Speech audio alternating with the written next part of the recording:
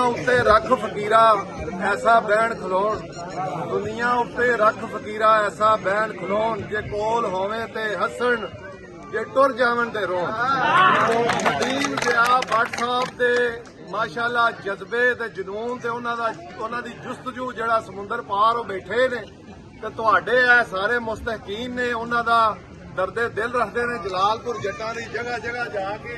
ਸਦਰ ਸਾਹਿਬ ਨੇ ਤੇ ਜਨਰਲ ਸੈਕਟਰੀ ਸਾਹਿਬ ਨੇ ਨਿਸ਼ਾਨਦੇਹੀ ਕਰਕੇ ਇੱਕ ਇੱਕ ਘਰ ਦਾ ਵਿਜ਼ਿਟ ਕਰਕੇ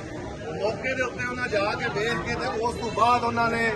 ਲਿਸਟ ਤਿਆਰ ਕੀਤੀ ਹੈ ਤੇ ਤੁਸੀਂ ਸਾਰੇ ਤਸ਼ਰੀਫ ਲੈ ਕੇ ਆਓ। ਇਸੇ ਤਰ੍ਹਾਂ ਨਦੀਮ ਜ਼ਿਆ ਭੱਟ ਸਾਹਿਬ ਜਿਹੜੇ ਨੇ ਉਹ ਮੁਸਤਹਿਕ ਬੰਦਿਆਂ ਤੱਕ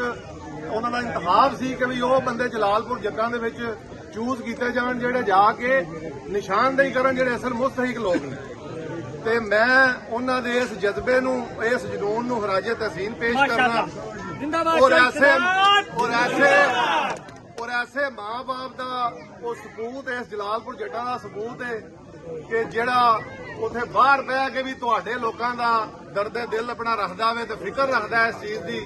ਕਿ ਮੈਂ ਖਿਦਮਤ ਕਰ ਸਕਾਂ ਮਾੜੇ ਤੇ ਮਸਕੀਨਾ ਬੰਦਿਆਂ ਦੀ। ਇਤਫਾਕ ਵੈਲਫੇਅਰ ਇਨਸ਼ਾਅੱਲਾ ਤਾਲਾ ਇਸੇ ਤਰ੍ਹਾਂ ਅਸੀਂ ਨਦੀਮ ਜ਼ਿਆ ਭੱਟ ਸਾਹਿਬ ਦੇ ਸ਼ਾਨਾ ਬਿਸ਼ਾਨਾ ਜਿੰਨੀ ਸਾਡੀ ਤਾਕਤ ਹੋਈ ਇਨਸ਼ਾਅੱਲਾ ਅਸੀਂ ਵੀ ਨਾਲ ਮਿਲ ਕੇ ਨਦੀਮ ਜ਼ਿਆ ਭੱਟ ਸਾਹਿਬ ਦੇ ਸਾਥ ਦੇਵਾਂਗੇ ਔਰ ਇਸੇ ਤਰ੍ਹਾਂ ਜਿਹੜਾ ਨਾ ਅਸੀਂ ਆਵਾਮ ਦੀ ਖਿਦਮਤ ਦੇ ਉੱਤੇ ਮਾਮੂਰ ਰਵਾਂਗੇ ਇਨਸ਼ਾਅੱਲਾ ਤਾਲਾ। ਬਹੁਤ ਸ਼ੁਕਰੀਆ ਜੀ।